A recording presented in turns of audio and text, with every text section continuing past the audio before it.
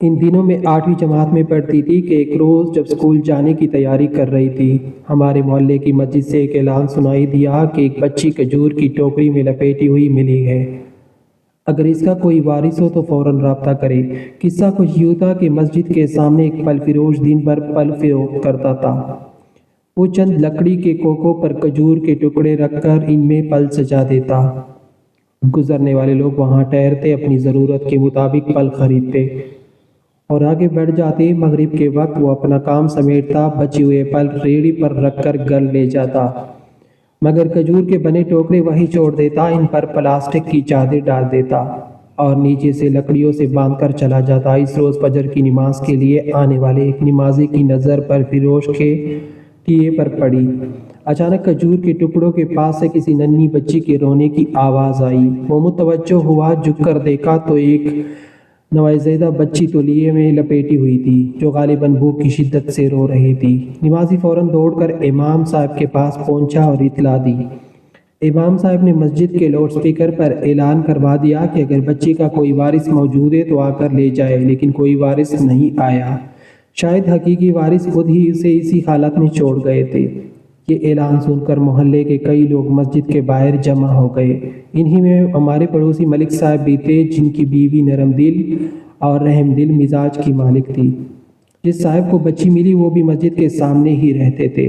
ان کا نام اسد تھا۔ ملک صاحب کی بیوی نے فوراً اسد صاحب کو پیغام بھجوایا کہ اگر بچی لاوارث ہے اور وہ اسے نہ رکھ سکے تو یہ معصوم ہمیں دے دے، ہم اسے اپنی اولاد کی طرح پالیں گے۔ جب سب نے بچی کو دیکھا تو ہر ایک کا دل پگھل گیا۔ وہ 2 یا 3 دن کی لگتی تھی، خوبصورت سی فراق پہنے، صاف ستھرے تولیے میں لپیٹی ہوئی۔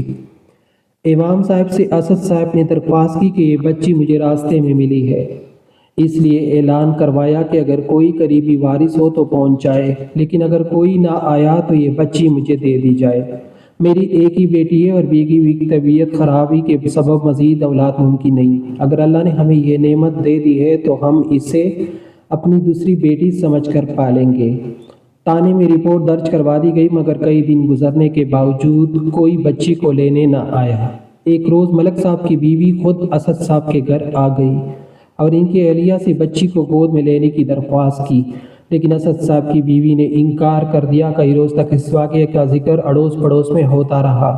پھر آہستہ آہستہ لوگ اس قصے کو بھول گئے، لیکن وہ بچی جس کا نام مہوش رکھ دیا گیا تھا، اسد صاحب ہی گھر کے پرورش پاتی رہی۔ اسد صاحب کی بیوی نے اس بچی سے بے حد محبت کی، اپنی سگی بیٹی سے بڑھ کر اس کا خیال رکھا۔ ان کے طرز عمل سے اکثر لوگوں کو یہی گمان ہوا کہ یہ بچی واقعی انہی کی ہے، سوائے چند قریبی پڑوسیوں کے۔ باقی سب یہی سمجھتے رہے کہ اسد صاحب کی 2 بیٹیاں ہیں۔ اسد صاحب شہر میں ایک معزز مقام رکھتے تھے، شاید اسی لیے بھی لوگوں نے اس لاوارث بچی کے بارے میں باتیں کرنا مناسب نہ سمجھا۔ دولت مند کی نیکی جلد عظمت کی بلندیوں کو چھو لیتی ہے۔ کسی بے سہارا بچی کو اپنی ولدیت دینا، جسے سڑک کنارے لاوارث چھوڑ دیا گیا ہو، واقعی بڑا دل اور عظیم ظرف مانگتا ہے۔ اسد صاحب نے کسی کی پرواہ نہ کی، اگرچہ معاشرے میں ایسے بچوں کو اپنانا باعث عار سمجھا جاتا ہے، مگر اسد ان کی اہلیہ نے مہوش کو دل سے اپنایا۔ جب وہ 5 برس کی ہوئی تو اسے اسکول میں داخل کرواتے وقت داخلہ فارم میں ولدیت کے خانے میں اسد صاحب نے اپنا نام درج کروایا۔ مہوش بے حد خوبصورت، ہوشیار اور بے حد ذہین نکلی تھی، جو اسے دیکھتا بے اختیار اس سے محبت کرنے لگتا۔ جب سے اسد صاحب اور ان کی زوجہ نے اسے گود لیا تھا، ان کے گھر میں دھن دولت میں بھی اضافہ ہوتا جا رہا تھا۔ ان کی بڑی بیٹی معروف اب 13 برس کی تھی اور وہ بھی مہوش سے بہت پیار کرتی تھی۔ یہ مہوش کی خوش نصیبی تھی کہ ایسے حالات میں اسے گود لینے والوں کا حقیقی والد جیسا پیار ملا۔ اب وہ لاوارث نہیں رہی تھی، بلکہ معاشرے میں اس کا ایک باعزت مقام تھا۔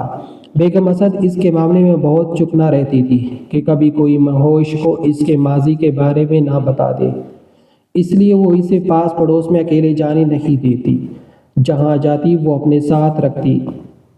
رشتہ داروں کو بھی سختی سے منع کر دیا گیا تھا کہ وہ کبھی بھول کر بھی اس بات کا ذکر نہ کرے کہ مہوش ان کی اصل اولاد نہیں، بلکہ لے پالک ہے۔ معروف نے میٹرک پاس کرتے ہی شادی کر لی، اور جب مہوش نے اسکول کی تعلیم مکمل کی تو اسد اور ان کی بیوی اس کی شادی کی فکر میں مبتلا ہو گئے۔ مہوش نے کالج میں پڑھنے کی خواہش ظاہر کی تو اسد صاحب نے سوچا کہ ہم نے تو اسے اپنی اولاد کی طرح پالا ہے، لیکن زمانہ کب کسی کو معاف کرتا ہے، آج ہم زندہ ہے، کل نہ رہے اور کوئی بدخواہ بچی کو اس کے لاوارث ہونے کی داستان سنا دے تو ہماری ساری محنت رائے گاہ ہو جائے گی۔ بہتر ہے ہماری زندگی میں ہی اس کی اعلیٰ تعلیم کا سلسلہ مکمل ہو جائے۔ جس شہر میں وہ رہتے تھے وہاں لڑکیوں کے لیے علیحدہ کالج نہیں تھا، اس لیے جو والدین اپنی لڑکیوں کو اعلیٰ تعلیم دلوانے میں عار محسوس نہیں کرتے تھے وہ اپنی بچیوں کو لڑکوں کے کالج میں داخل کراتے تھے۔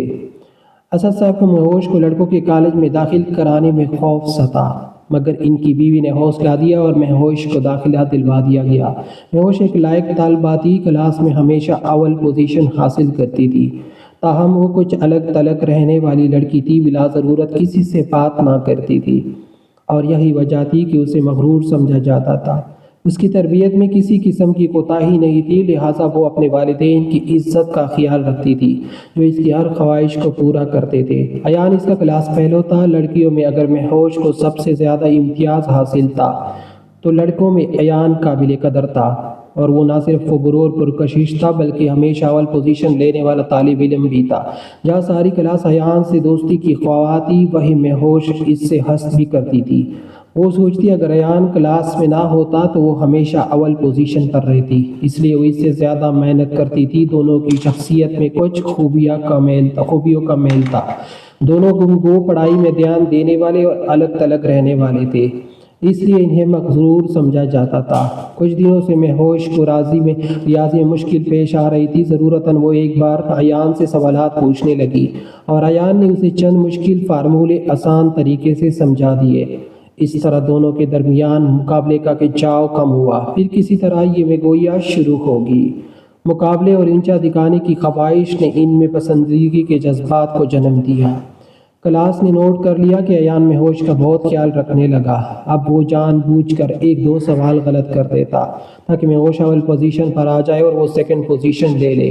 ایان ہر بار مہوش کے مقابلے میں ہار کر خوشی محسوس کرتا تھا۔ پہلے وہ ایک دوسرے سے بات تک نہ کرتے تھے، اب بات کرنے کے بہانے تلاش کرنے لگے تھے۔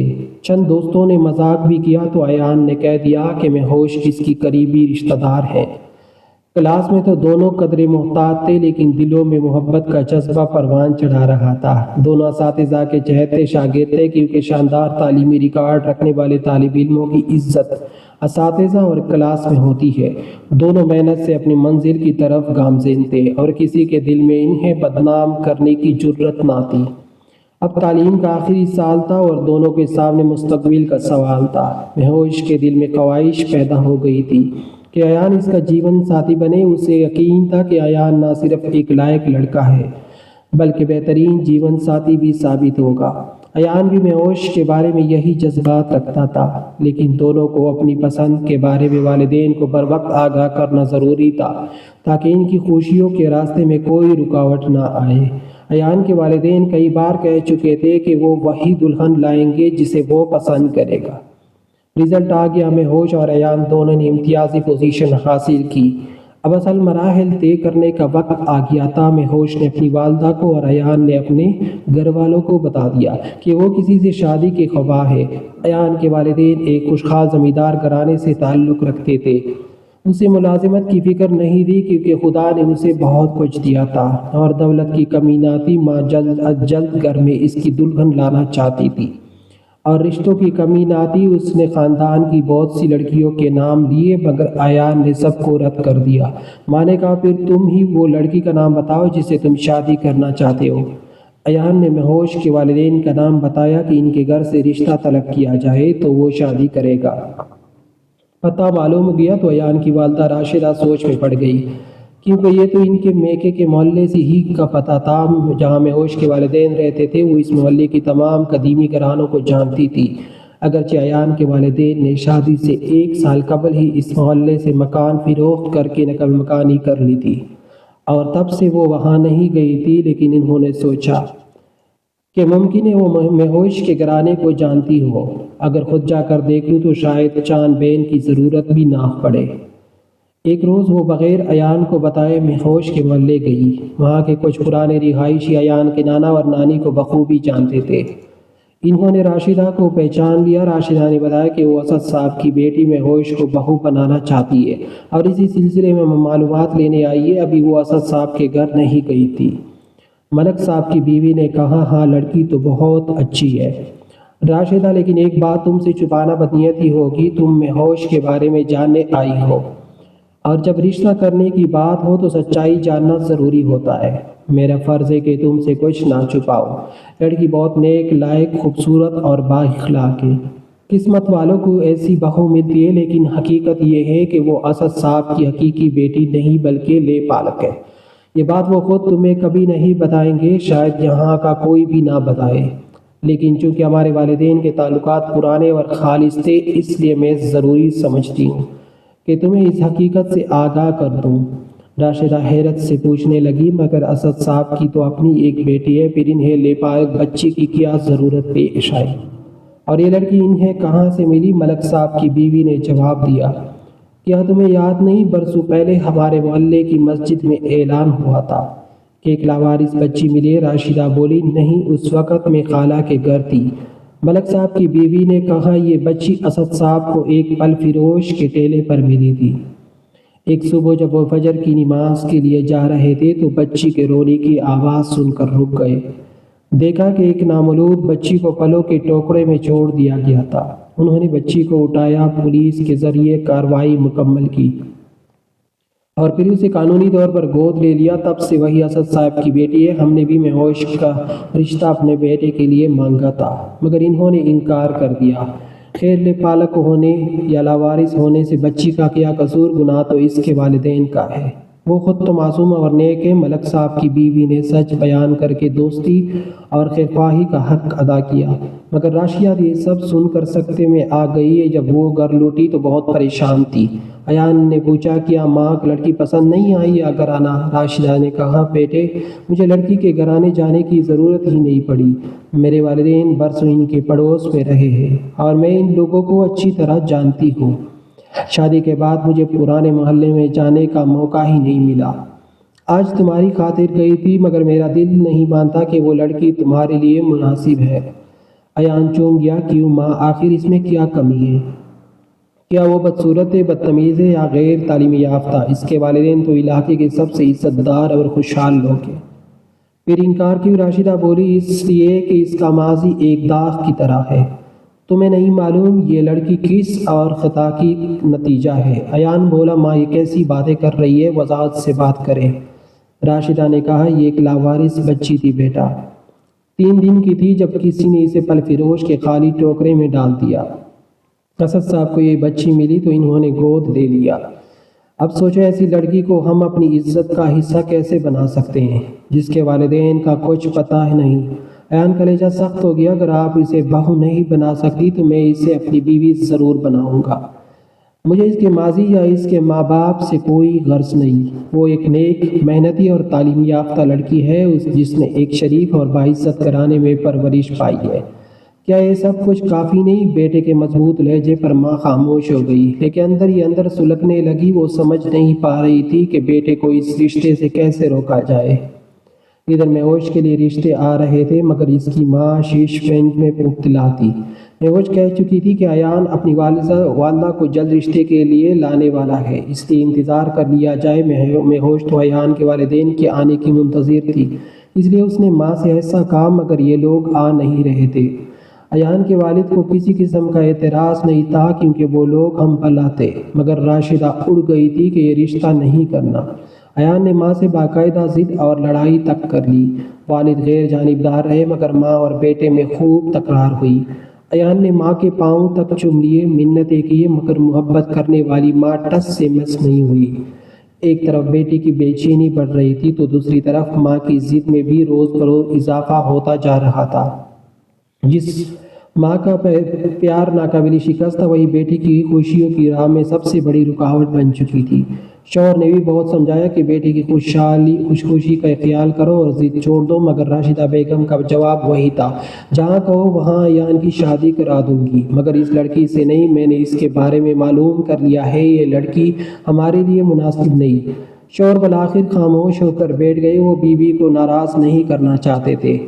البتہ بیٹے سے کہہ دیا کہ تم چاہو تو خود جا کر شادی کر لو، مجھے کوئی اعتراض نہیں۔ ایان ماں کے رویے سے مایوس ہو کر بالآخر خود ہی میں ہوش کے والدین کے پاس چلا گیا اور ان سے ان کی بیٹی کا رشتہ مانگنے ان کے گھر جا پہنچا، مگر اسد صاحب نے نرمی سے انکار کر دیا۔ کہنے لگے بیٹا تم اکیلے آئے ہو بغیر والدین کے، ہم تمہیں بیٹی کا رشتہ دینا مناسب نہیں سمجھتے، اپنے والدین کو راضی کر کے لاؤ تب بات کریں گے۔ ایان نے دوبارہ اپنے والد سے التجا کی کہ ابا اماں تو ماننے والے نہیں، آپ میرے ساتھ چلے، ان کو ہم بعد میں منا لیں گے۔ باپ نے بیٹی کی محبت کو مجبور ہو کر حامی بھر لی۔ وہ ایان کے ساتھ اسد صاحب کے گھر رشتہ طے کرنے چلے گئے۔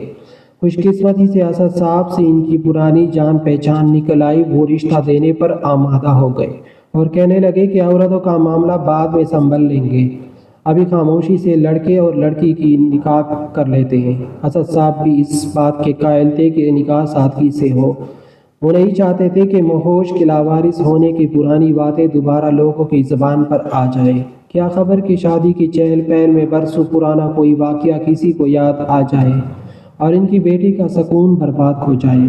نکاح کی تاریخ دونوں والدین کے باہمی مشورے سے طے ہو گئی، لیکن ایان کے والد نے اپنے دونوں بھائیوں کو ضرور اطلاع دی تاکہ وہ نکاح میں شریک ہو سکے۔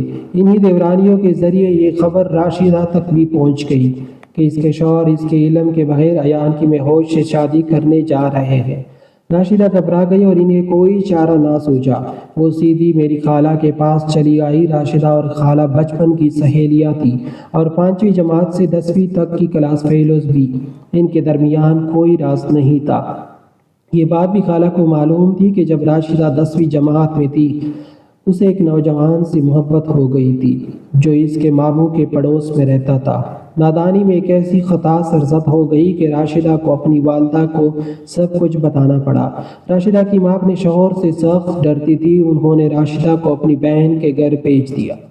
جب راشدہ نے ایک بے نام باپ کو بچی کو جنم دیا تو اس کی ماں نے رات کے 3 بجے بچی کو ایک پھل فروش کے ٹھیلے پر رکھ کر اس پر چادر ڈال دی۔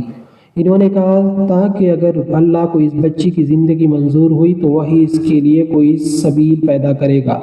اس واقعے کے بعد کچھ عرصے بعد ان لوگوں نے وہ محلہ چھوڑ دیا اور اپنا گھر بیچ کر کہیں اور جا بسے۔ یوں ایک بڑی رسوائی سے بچ تو گئے مگر راشدہ کے دل کا داغ کبھی نہ مٹ سکا۔ اس کے بعد میں شادی ہو گئی۔ باپ بیٹے ایان کی محبت اس کے لیے ایک بڑی آزمائش بن چکی تھی۔ راشدہ نے خالہ سے کہا کہ اب تم ہی بتاؤ میں اپنے بیٹے کو کیا کہہ کر روکوں اور اپنے شوہر کو اپنی زندگی کی وہ بھیانک حقیقت کیسے بتاؤں جو ان کے لیے ناقابل برداشت ہوگی۔ خالہ نے کہا کہ تم خاموش رہو، شوہر کو اس عمر میں یہ صدمہ نہ دو، میں تمہارے بیٹے کو بلا کر سب کچھ سمجھا دوں گی۔ خالہ نے ایان کو اپنے گھر بلایا اور کہا کہ بیٹا اس خطا کا پتلا ہے، تمہاری ماں کے ساتھ دھوکہ ہوا تھا جس کی تفصیل میں نہیں جاننا چاہتی، بس یہ جان لو کہ تم ہوش سے نکاح نہیں کر سکتے۔ اگر ماں کی بات مان لیتے تو شاید یہ بات کبھی تم تک نہ پہنچتی، لیکن اب مجبوری ہے، تم یہ رشتہ یہی ختم کر دو، اپنی ماں کو معاف کر دو، وہ بھی ایک انسان ہے اور کوئی انسان فرشتہ نہیں ہوتا، انہوں نے بہت صبر برداشت سے تمہیں پالا ہے۔ ایان کا چہرہ غم اور صدمے سے بجھ سا گیا۔ وہ کچھ کہنے بغیر خالہ کے سامنے سے اٹھ کر چلا گیا۔ بعد میں خالہ نے میری اماں سے کہا کہ مجھے معلوم تھا کہ یہ راز جان کر ایان کے دل میں ماں کا مقام متاثر ہوگا، لیکن میں مجبور تھی۔ راشدہ خود اپنے بیٹے کو یہ سچ نہ بتا سکی تو مجھے یہ ناگوار فرائضہ نبھانا پڑا۔ ایان اس کے راز کو جاننے کے بعد اپنے گھر واپس نہیں گیا، وہ ایک دوست کے گھر چلا گیا اور پھر کسی کو معلوم نہ ہوا کہ وہ کہاں گیا، یہاں تک کہ راشدہ بیٹے کے صدمے اور جدائی کے غم کو دل سے لگا کر صرف 3 برس جی سکی اور اس دنیا سے رخصت ہو گئی۔ ان کی وفات کے 1 سال بعد ایان نے باپ سے رابطہ کیا۔ اس وقت تک وہ کینیڈا میں مقیم تھا۔ پھر کچھ عرصے بعد اپنے والدین کو بھی اپنے پاس بلا لیا۔ یوں یہ راز ایک موڑ پر آ کر دوبارہ ہمارے سینوں میں دفن ہو گیا اور ہمیشہ کے لیے دفن ہی رہا۔ میں ہوش اور اس کے گھر والے کبھی نہ جان سکے کہ ایان کہاں چلا گیا اور کیوں واپس نہ آیا۔ انہیں کبھی معلوم نہ ہو سکا کہ راشدہ یا ایان کے ساتھ کیا ہوا تھا۔ یہ دنیا واقعی ایک نگار خانہ ہے، یہاں کیسے کیسے راز اور واقعات پوشیدہ رہ جاتے ہیں۔ خدا ہر کسی کو ایسے صدمات سے محفوظ رکھے جن کے تصور سے ہی روح کانپ جاتی ہے۔